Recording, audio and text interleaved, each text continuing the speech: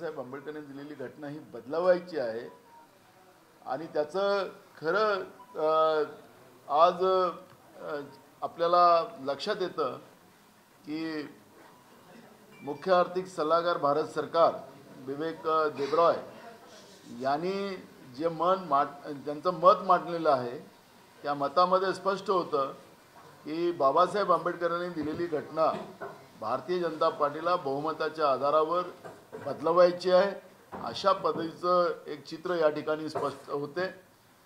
त्याचप्रमाणे सर्वोच्च न्यायालयाचे माजी मुख्य न्यायाधीश रंजन गोगोई यांनी जे आता भारतीय जनता पार्टीच्या कृपेने राज्यसभेचे खासदार आहेत त्यांनी पण सांगितलं की भारतीय राज्यघटनेचा मूळ ढाचा आपल्याला बदलावा लागेल अशा पद्धतीची भूमिका त्यांनी सुद्धा मांडलेली आहे। ही जी काही सगळी परिस्थिती आज आपण पाहतोय की वारंवार आम्ही सांगत होतो की आरएसएसला आणि आरएसएस विचाराच्या जी भाजप आहे त्यांना बाबासाहेब आंबेडकरांची घटना बदलवायची आहे नव्हे तर या देशाच्या व्यवस्थेला आणि सर्वसामान्याला न्यायापासून दूर ठेवायचं आहे अशा पद्धतीची मानसिकता भाजपची होती ती याच्यावरून स्पष्ट होतं। त्याचा आम्ही निषेध करतो आणि बाबासाहेब आंबेडकरांनी दिलेल्या घटनेला हात लावण्याचाही प्रयत्न त्यांनी केला, मूळ ढाच्याला बदलवण्याचा प्रयत्न केला तर या देशाची जनता भारतीय जनता पार्टीला सत्तेमधून बाहेर काढतीलच पण त्यांना कधीही माफ करणार नाही ही भूमिका काँग्रेस पक्षाची आहे। आणि म्हणून जे काही जो लेख आलेला आहे विवेक देबरॉयचा त्या लेखाच्या बद्दलचं प्रधानमंत्र्यांनी खुलासा करावा ही मागणी काँग्रेस पक्षाची या ठिकाणी आहे। दुसरा महत्त्वाचा प्रश्न की राज्यामध्ये सगळीकडे आज पाऊस नसल्यामुळे शेतकऱ्यांचं जे हातात आलेलं पीक सुद्धा आता उद्ध्वस्त होते असं चित्र निर्माण झालेलं आहे। लाईट शेतकऱ्यांच्या शेतामध्ये नाही, 8 तास सरकार लाईन देतं। या सरकारने सांगितलं की आम्ही 12 तास लाईन देऊ पण 8 तासही लाईन बरोबर दिली जात नाही। तातडीनं 12 तास लाईन देण्याचा निर्णय सरकारने घ्यावा नाही तर संपूर्ण राज्यभर शेतकऱ्यांना सोबत घेऊन काँग्रेस राज्यभर आंदोलन करायची सुरुवात करेल। धान उत्पादक शेतकऱ्यांचं बोनस अजूनपर्यंत दिला गेला नाही। कांदा उत्पादकाला 350 रुपये विशेष अनुदान देण्याची भूमिका सरकारने घेतलेली होती ती अजूनपर्यंत मिळाली नाही। कापूस उत्पादक शेतकऱ्यांना त्या कापसाला भाव मिळालेला नाही, अजूनही शेतकऱ्यांच्या घरी कापूस पडलेला आहे।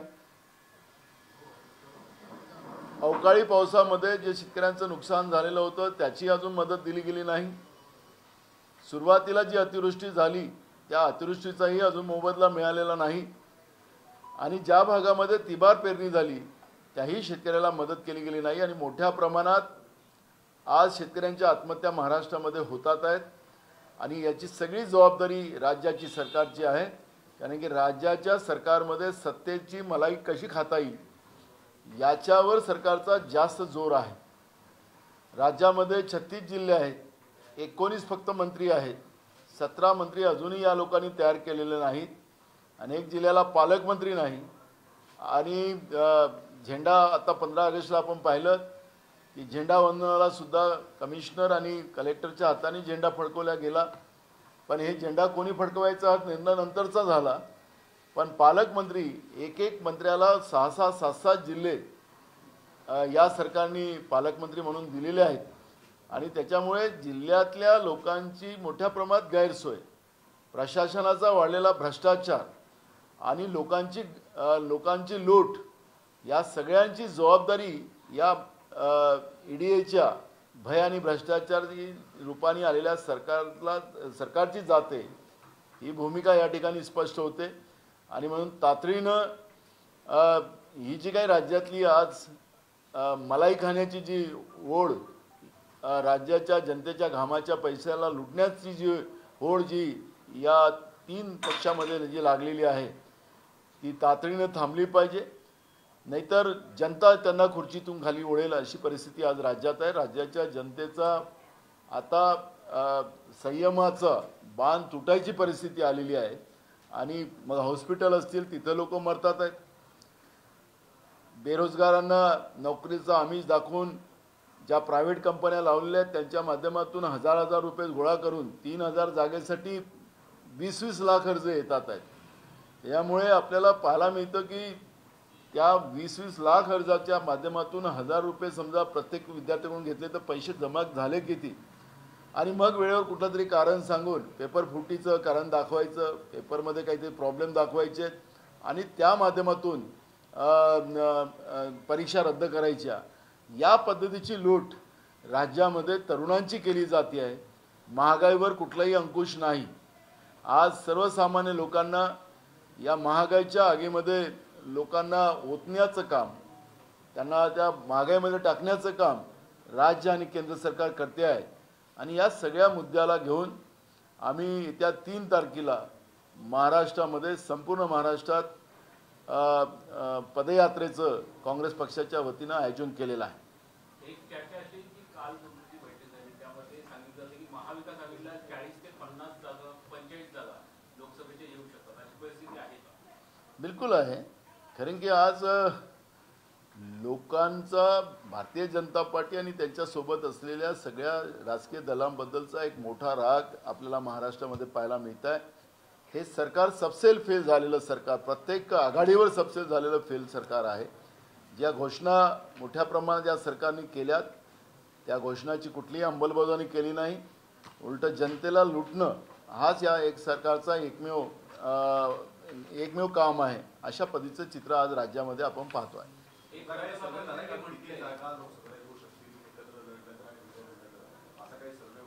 बघा, एकत्रित आम्ही आता वेगळं लढायचं कुठलीही भूमिका नाही. आम्ही महाविकास आघाडी म्हणूनच आम्ही निवडणुका लढणार आहोत. काल पण आम्ही तेच गोष्ट आपल्याला सांगितलेली आहे. त्यामुळे या सगळ्या याच्यामध्ये 40 ते 45च्या मधात आम्हाला लोकसभेच्या जागा आम्ही निवडून येऊ अशा पद्धतीचं चित्र आज महाराष्ट्रामध्ये आहे. पंतप्रधानांनी म्हटलं मी पुन्हा येईल, म्हणजे देवेंद्र फडणवीसांनी म्हटलं होतं, तर शरद पवार म्हणतात की आता ते कुठल्या रूपात येतात माहिती नाही, कारण फडणवीसच्या रूपात आलेली नाही. बरोबर आहे. ते ही जो लोकशाहीमधला जो घमंड असतो त्या घमंडाचं काय लोकशाहीमध्ये लोक उतरवतात त्याला, हे आपण आतापर्यंत पाहिलेलं आहे. त्याचं आमचे मित्र देवेंद्र फडणवीसाचंही रूप आपण पाहिलेलं आहे. मुख्यमंत्र्याचे ते उपमुख्यमंत्री झाले, ते तर बनणारे नव्हते, पण उपमुख्यमंत्री होऊ शकले नसते, पण उपमुख्यमंत्री झाले. आता देवेंद्रनी बोललेत तेच नरेंद्र बोललेत, आता नरेंद्रचाही तोच हाल होणार. एक दुसरा सुद्धा मुद्दा आहे की एका खासगी वाहिनीने जे सर्वेक्षण केले त्यामध्ये म्हटलंय की इंडियाला जवळपास 326 पर्यंत जागा येतील आणि इंडियाला 170 पर्यंत जागा येतील देशभरात.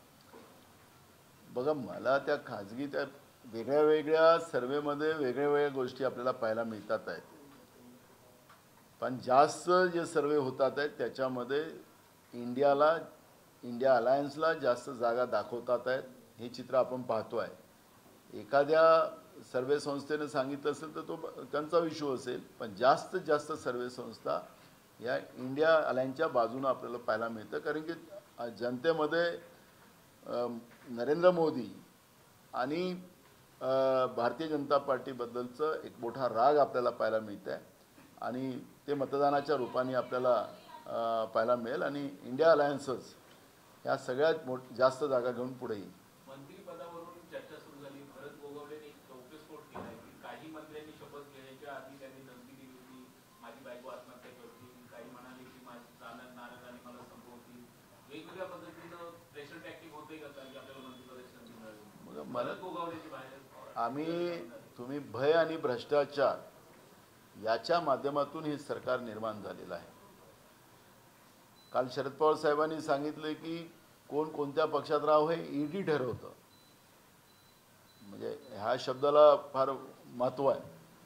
आम्ही सुरुवातीपासून सांगत आहे की हे भय आणि भ्रष्टाचाराचं सरकार आहे, त्याला तेच लागूनच आहे. पवारसाहेब तेच बोलले आणि त्याच्यामुळे महाराष्ट्रामधलं हे भय आणि भ्रष्टाचाराने आलेल्या सरकारमध्ये त्यांचे आमदार या भरत शेठ गोगावले जे म्हणत असतील असे अनेक आमदार आहेत की त्यांच्या मनामध्ये ते धगधगत आहे. तो कधीही स्फोट होऊ शकतं. आणि मी सांगितलं की आता त्यांच्याकडे अजून पुन्हा एक अलायन्स वाढलं, म्हणजे एडीएचं सरकार झालं. पहिले ईडीचं होतं, तर ईडीएचं झालं, एडं सरकार झालं. ईडीचं येडं झालं. तर या येडं सरकारनं जे काही आपण पाहतोय या येडे सरकारचं की जे परिस्थिती आज निर्माण झालेली आहे, त्या परिस्थितीचं जर आपण चित्रण पाहिलं तर महाराष्ट्रामध्ये सरकारच नाही, सरकार लुटणारं सरकार, जनतेला लुटणारं सरकार आपण आज येडेचं सरकार पाहतोय. भाजप राष्ट्रवादीवर युती केली, पण बच्चू कडूंचं म्हणणं आहे ही युती राष्ट्रवादीच कदाचित भाजपचा गेम करताना दिसते का, की त्या पद्धतीनं भाजपलाच धक्का बसतोय. त्यांचा सर्व काय मला माहिती नाही, पण भाजपच्या विरोधात लोकांमध्ये, कारण की भाजप हे शेतकरी विरोधी आहे, तरुणांच्या विरोधात आहे, गरिबांच्या विरोधातला आहे. त्याच्यामुळे प्रधानमंत्रीजींनी ज्या दिवशी 15 ऑगस्टला जे भाषण दिलं त्या भाषणाचा फायदा होण्यापेक्षा भाजपला नुकसानच जास्त झालेलं आहे. घोषणा घोषणा घोषणा, फेकणं फेकणं फेकणं एवढंच मोदींच्या जवळ आहे, त्याच्या पलीकडे नाही. अशा पद्धतीचं चित्र आपण आता सातत्यानं पाहतो आहे. त्याच्यामुळे ही जी काही परिस्थिती आज आपण पाहतो आहे, या परिस्थितीला आखरी लोकशाही लोकांच्या मतावर चालतं, लोकांच्या विचारावर चालतं. कुठला नेता किती मोठा असेल तरी त्याला लोकच सन्मान देतात. पण हे आता सगळ्या याच्यामध्ये नापास झाल्यामुळे यांना आता कुठेही संधी नाही.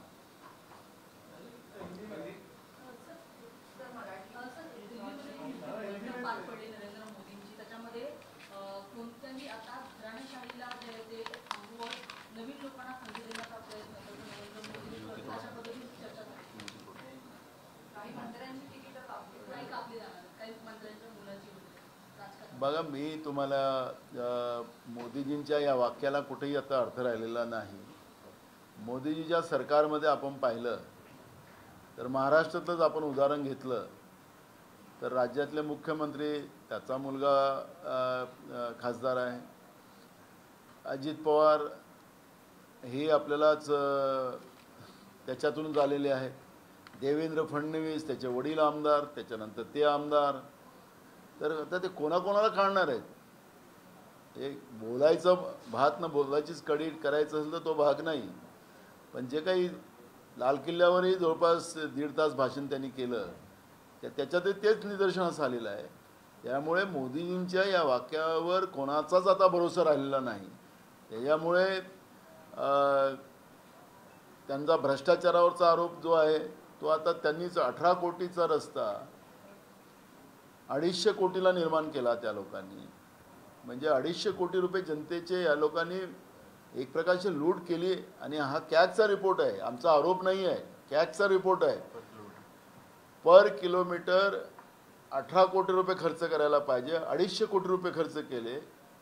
मग आता काय, ते दिल्लीमध्ये, देशभरामध्ये आपण चित्र पाहिलं, एवढे यांनी रस्ते बांधले, तर किती मोठा भ्रष्टाचार आहे.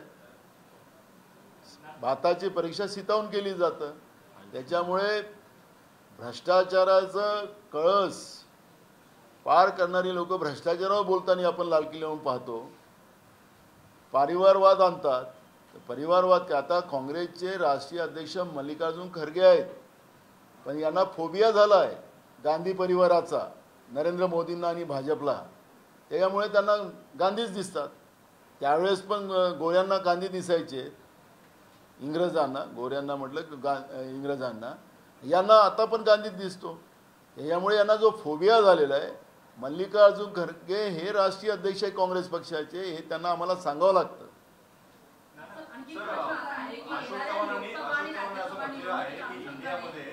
प्रकाश आंबेडकरांना घ्यावा अशी माझी वैयक्तिक भूमिका आहे. काय वाटतं? मी अनेकदा काँग्रेस पक्षाकडून सांगितलं की त्यांचा प्रस्ताव आल्याशिवाय त्याच्यावर कुठलीही चर्चा आमच्याकडे होऊ शकत नाही. अरे हो बाबा, पण मी तेच सांगितलं ना, प्रकाश आंबेडकरजींचा कुठलाही प्रस्ताव आमच्याकडे नाही. त्यांचं व्यक्तिगत मत असू शकतं, पण विदाऊट प्रस्तावाशिवाय पक्ष कुठलीही चर्चा करणार नाही. सर, एक प्रश्न असा आहे की येणाऱ्या लोकसभा आणि विधानसभा निवडणुकीच्या अनुषंगाने आता महाराष्ट्रातील भाजपचे काही जे आमदार आहेत त्यांचं ट्रेनिंग होणार आहे आणि त्या सगळ्या ट्रेनिंगसाठी भाजपाला जाणार आहे. बरोबर आहे. खोटं कसं बोलायचं त्याचं ट्रेनिंग होणार आहे. या 10 वर्षामध्ये त्यांनी केलंच नाही ते कसं सांगता येईल त्याच्यावरचं ते ट्रेनिंग आहे. म्हणजे आता ह्या आमदार आणि मंत्री असलेल्या भाजपच्या लोकांना ट्रेनिंग दिली जात असेल तर ते कुठली ट्रेनिंग देऊ शकतात? ट्रेनिंग हीच असेल. शरद वंशींनी एक वक्तव्य केलंय. त्यांनी म्हटलं की राहुल गांधी यांचं खरं आडनाव गांधी नसून ते खान आहे आणि त्यांनी प्रतिज्ञापत्र देऊन ते बदललं. मला एक कळत नाही की त्यांचं आडनाव गांधी आहे की खान आहे हा विषय आजचा होऊ शकतो का? त्यांना पहिले सांगा म्हणा महागाई कशी कमी करता येईल. लाल किल्ल्यावरून खोटे बोलत होते नरेंद्र मोदीजी की विदेशामुळे आमच्या देशामध्ये महागाई आली. कोण सांगतं? आमच्या देशाचे प्रधानमंत्री सांगतात. या महागाईमुळे काय किती लोकांचं कुटुंब उद्ध्वस्त झालं, किती लोकांनी आत्महत्या केल्या त्याच्यावर बोला ना म्हणा. आडनावर कशाला जाता?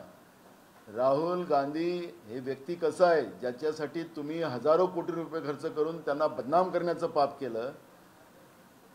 ज्यांना परीक्षा द्यावं लागली 4,500 किलोमीटर राहुल गांधींना पैदल चालून कन्याकुमारी ते काश्मीर की मी या देशाचा नागरिक आहे, मी या देशाच्या या भारत मातेचा पुत्र आहे, ही परीक्षा राहुल गांधींना द्यावी लागली. आता तरी यांचं समाधान नाही. ज्या गोष्टी आहेत बेरोजगारांचा देश निर्माण करून ठेवला, शेतकऱ्यांच्या आत्महत्या करून वाढवून टाकल्यात, त्याच्यावर का बोलत नाही? या सगळ्या गोष्टीवर आडनावावर आणि त्याच्या जातीवर जाण्यापेक्षा हा देश जात आणि पात आणि धर्मावर नाही चालत. या देशाचं संविधान हे सगळ्या धर्माला समभावाचं मानते. त्याच्यामुळे ज्यांना संविधानच मान्य नाही त्या लोकांचं त्यांच्या लोकांचं काय उत्तर द्यायचं काही कारणच बनत नाही. कोर कमिटीची बैठक झाली, आज पुन्हा एकदा बैठक बोलावली आहे. आजच्या बैठकीत नेमकं काय होणार आहे? काय काल कोर कमिटीची बैठक झाली, आज पुन्हा तुम्ही जिल्हाध्यक्षांची बैठक बोलवली आहे. आज नेमकं काय होईल, काय होईल? 31 तारखेला राहुल गांधीजी येतात आहेत. त्याही कार्यक्रमाची आम्ही तयारी करतो आहे. आम्ही जो 3 तारखेपासून कार्यक्रम पदयात्रेचा पूर्ण महाराष्ट्रात एका दिवशी सुरू करतो आहे त्याही गोष्टीची सगळी माहिती आम्ही आज या ठिकाणी घेतो आहे. आणि निवडणुकीच्या संपूर्ण तयारीसाठी बूथ लेवलपर्यंत तयारी काय झाली तो आढावा आम्ही घेतो आहे. आणि आम्ही जे सेल निर्माण केलेले आहेत जवळपास 39 सेल आहेत आमचे, त्या सगळ्या सेलला ॲक्टिव्ह करून त्या ठिकाणी आम्हाला जिल्हा अध्यक्षांच्या माध्यमातून सगळ्यांना कामाला लावायचे असे विविध आज चर्चा या ठिकाणी होणार आहे. नाना, तुम्ही कॅग रिपोर्टचा जो उल्लेख केला आहे तो नितीन गडकरीच्या डिपार्टमेंटचा आहे. कॅग रिपोर्ट तर सोशल मीडियावर चर्चा आहे मोदी साईडलाईन करताय नितीन गडकरीला, अंतर्गत वाद बीजेपीला समोर आला असं मानताय. मला एक साधा प्रश्न आहे की कॅगचा रिपोर्ट आहे आणि भ्रष्टाचार मोदीच्या सरकारमध्ये 2014 पासूनच सुरू झालेला आहे. जनतेचे पैसे लुटायचे आणि GST सारखा एक आर्थिक धोरण नवीन आणून बाबासाहेब आंबेडकरांचं आर्थिक धोरण बदलवून जे आणलं गेलं, या देशाच्या सर्वसामान्यांच्या खिशे कापणं, त्यांचे पैसे लुटणं आणि ते सगळे पैसे आपल्या मित्रांना देणं आणि लोकांचे पैसे गोळा करून मग या पद्धतीचा विकासाच्या गोष्टी सांगणं. मी अनेकदा सांगितलं की डिझेल पेट्रोलवर पर लिटर 18 रुपये रस्ते विकासाच्या नावाने घेतले जातात. 18 रुपयाचा हिशोब घेतला आपण आजच्या तारखेला खरबो रुपये हे लोक जमा करतात. तेच रस्ते त्याचे इस्टिमेट शासकीय यंत्रणा नाही करत. म्हणजे माहितीसाठी सांगतो, प्रायव्हेट संस्थांना इस्टिमेट बनवायला या लोकांनी दिलेलं आहे.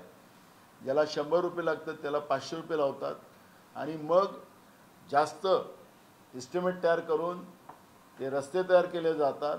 रस्ते तयार केले की त्या रस्त्यांचं ऑक्शन केलं जातं आणि ते विदेशी कंपन्याला केलं जातं आणि मग त्याला टोल लावला जातो. अशा पद्धतीची एक लूट पूर्ण देशामध्ये नरेंद्र मोदींच्या सरकारने केलं. आम्ही गडकरींना त्यांचे मंत्री आहेत पण या देशाच्या सरकारचं नेतृत्व नरेंद्र मोदी करतात आहेत, जे स्वतः भ्रष्टाचाराच्या गोष्टी करतात. मैं ना खाऊंगा ना खाने दूंगा. 18 कोटी किलोमीटरचा रस्ता तुम्ही 250 कोटीमध्ये तयार करत असाल तर याच्यापेक्षा कोणता मोठा म्हणजे याच्यापेक्षा भ्रष्टाचार कुठला मोठा होऊ शकतो? नोटबंदीमध्ये आपण भ्रष्टाचार केला. जगातला सगळ्यात मोठा भ्रष्टाचार कुठला असेल तर नोटबंदी आहे. त्यामुळे गडकरी आणि मोदींचं काय भांडण आहे आम्हाला त्याचं घेणं देणं नाही.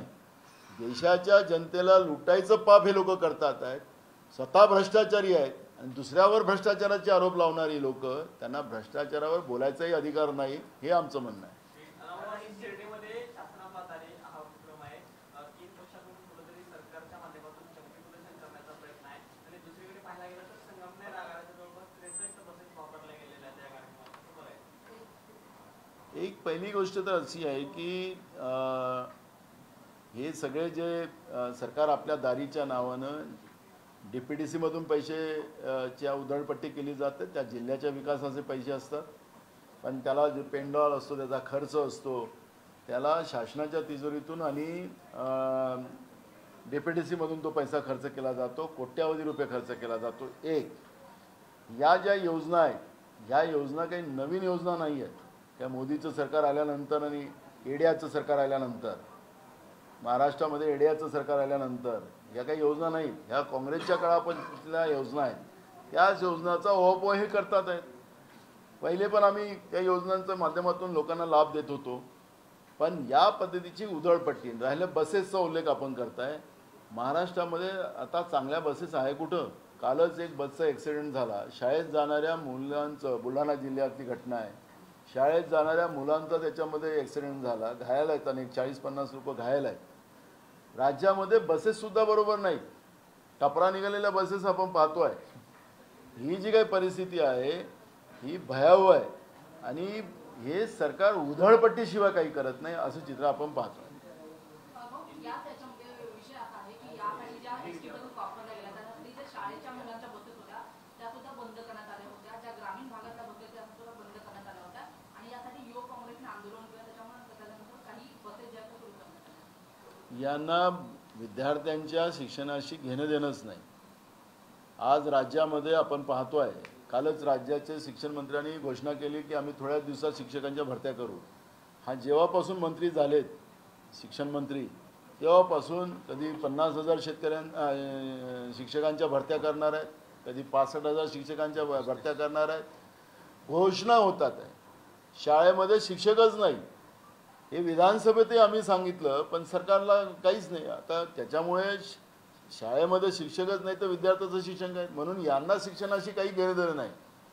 यांचे पोरं सगळ्या मोठ्या मोठ्या शाळेमध्ये शिकून राहिले, पण गरिबाच्या, शेतकऱ्यांच्या, शेतमजुरांच्या मुलामुलींना शिक्षण मिळू नये याची व्यवस्था जाणून बुजून BJP प्रणित एडे सरकार हे करते आहे आणि ते वस्तुस्थिती आहे, आरोप नाही आहे.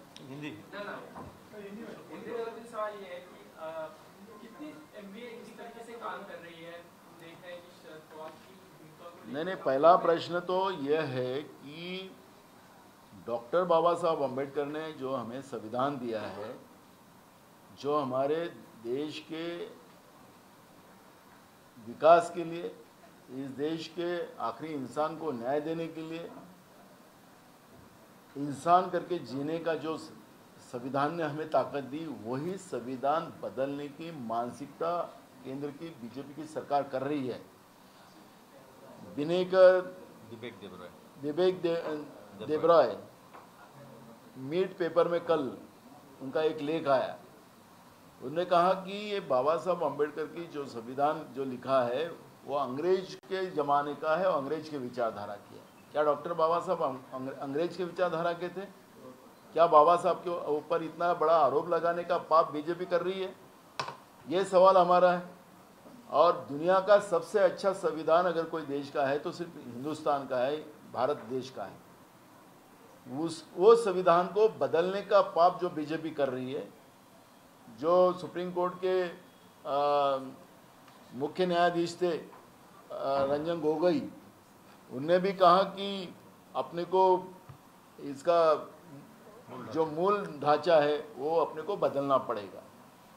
जिन्हें BJP ने उनको सांसद बनाया राज्यसभा का, इसका मतलब है कि बाबा साहब अम्बेडकर का संविधान, जो बार बार हम कांग्रेस की तरफ से कह रहे थे कि ये संविधान ये बदलेंगे, और उनकी ये मानसिकता अब स्पष्ट होने चालू हो गई है कि उनके ही माध्यम से ये सब अब स्पष्ट किया जा रहा है. देश के प्रधानमंत्री ने, रंजन गोगोई हो या विवेक देबरॉय हो, इनका जो वक्तव्य आया है, उनने जो लेख लिखा है, उसके बारे में स्पष्टीकरण नरेंद्र मोदी जी ने देना चाहिए, ये कांग्रेस की मांग है। और इनका इस्तीफा भी, विवेक देबराय का इस्तीफा भी तुरंत लेना चाहिए, क्योंकि बाबा साहब आम्बेडकर को अंग्रेज के विचारधारा का व्यक्ति बताया है।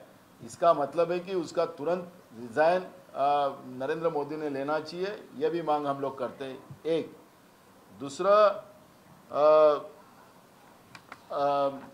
महाराष्ट्र की जो स्थिति है अब, वो बहुत बदतर है।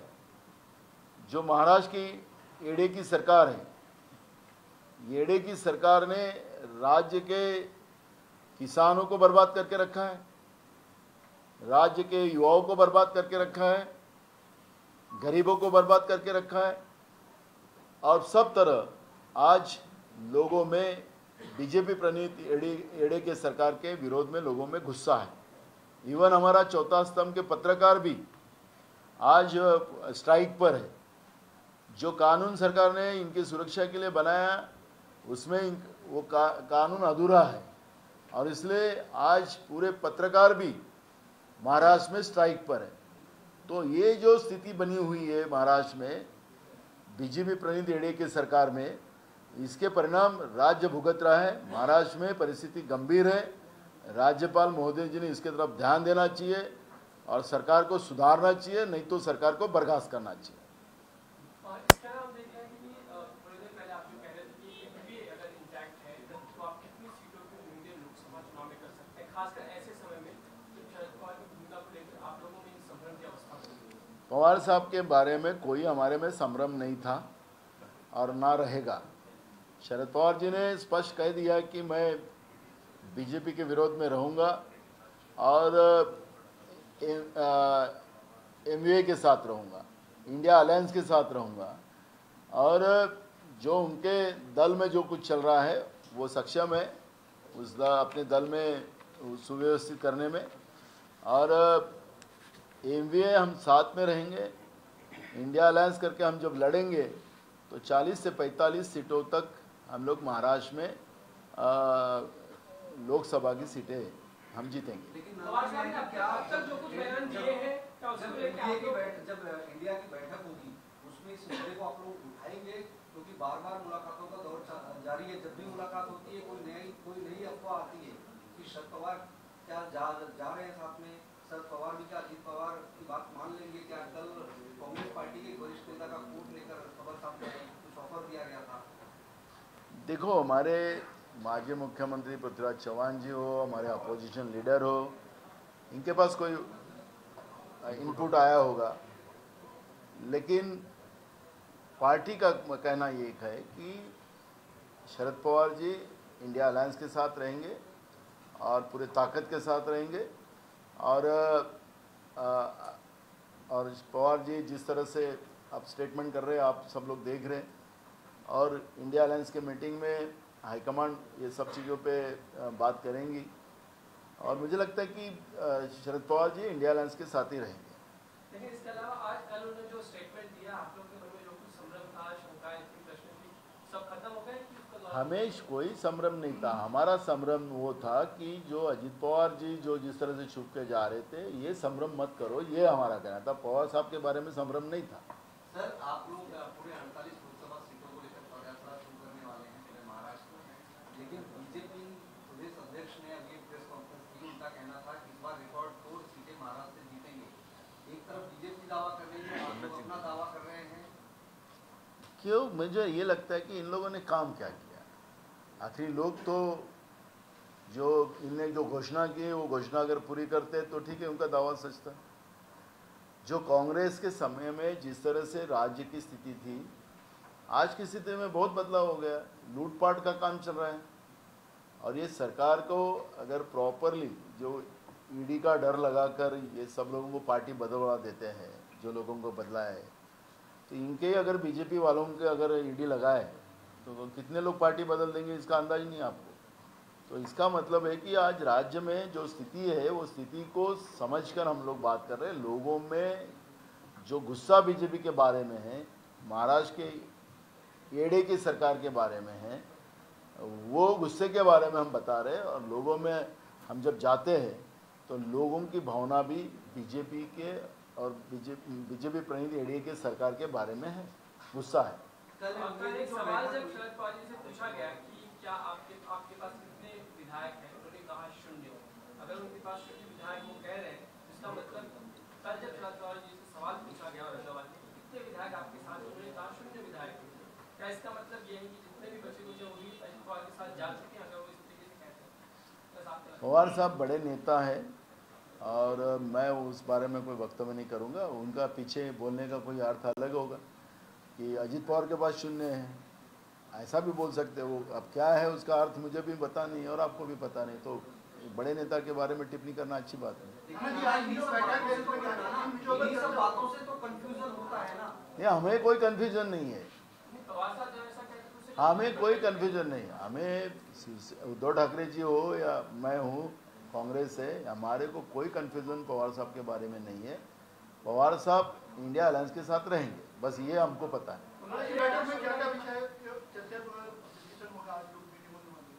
ये हमारी जो 3 सितंबर से हमारी पदयात्रा शुरू हुई, उसके बारे का एक नियोजन होगा। हमारी जो सेल्स है उसको पूरा ताकत के साथ एक्टिव हर जगह करना है, वो दूसरा इशू है। राहुल जी 31 और 1 तारीख को यहाँ पे बम्बई में रहेंगे, उनकी एक स्वागत की तैयारी करना है, तो वो भी एक तैयारी हमारी है। ऐसे विविध चर्चा में आज, क्योंकि लोकसभा की चुनाव की तैयारी हम लोगों ने शुरू कर दी है और इसलिए आज हमने हमारे सभी जिला अध्यक्ष को यहाँ बुलाया है। सीएम ने डिनर आयोजित किया हुआ है रात में, तो ऐसे में हाँ, सीएम ने डिनर आयोजित किया है, क्या लग रहा है कुर्सी बच गई उसका डिनर है या जाने वाली उसका डिनर? देखो, जब सीएम ने कल एक स्टेटमेंट किया है कि मेरे बारे में गए 1 साल से षड्यंत्र किया जा रहा था, तो इसका मतलब है कि सीएम की कुर्सी खतरे में है। सीएम इस तरह अगर वक्तव्य करता है, तो षड्यंत्र तो किया था, वो खुद ही बता रहे हैं, तो इसका मतलब क्या लगाया जाएगा? तो हम जो बोल रहे हैं कि 2 मुख्यमंत्री हमें मुख्यमंत्री के कुर्सी के ऊपर नज़र बिठा के रखे, कौन कुर्सी को पहले कब्जा करता है, ऐसे दोनों उप मुख्यमंत्री का काम शुरू है और इसलिए मुख्यमंत्री ने कल स्टेटमेंट इस तरह का किया। एक सवाल गुलाम नबी आजाद ने एक बयान दिया है, उनका कहना है कि 1500 साल पहले सब हिंदू ही थे, बाद में कन्वर्ट होकर मुस्लिम बने। इस बयान पर बहुत ज्यादा कंट्रोवर्सी क्रिएट हुई है, इस पर आपके वरिष्ठ सहयोगी रहे हैं, आप क्या कह रहे हैं? मैंने कहा कि हमारे देश का संविधान जो है वो धर्म के आधार पे नहीं है, हम पूरे भारतीय है इस आधार पे चलता है। हम भारतीय, यहाँ से शुरुआत होता है। इसलिए ये समय हिंदू और मुसलमान का नहीं है, ये समय देश को बचाने का समय है।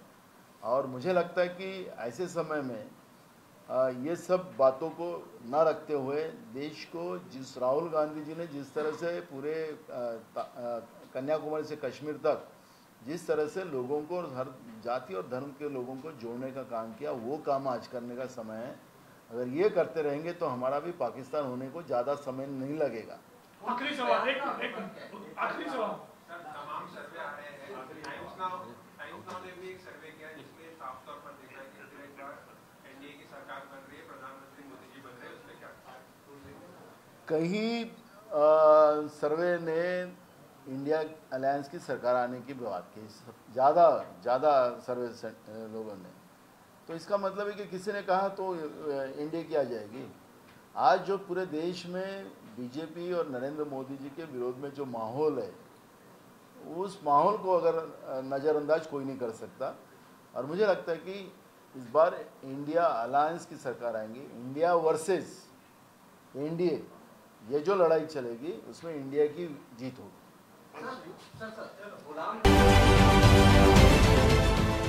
देश विदेशातील प्रत्येक घडामोडींचे लाईव्ह अपडेट मिळवण्यासाठी आता साम टीव्हीच्या सर्व सोशल मीडिया प्लॅटफॉर्मला लाईक, फॉलो आणि सबस्क्राइब करा। तसंच सर्व नोटिफिकेशनसाठी बेल आयकॉन प्रेस करायला विसरू नका।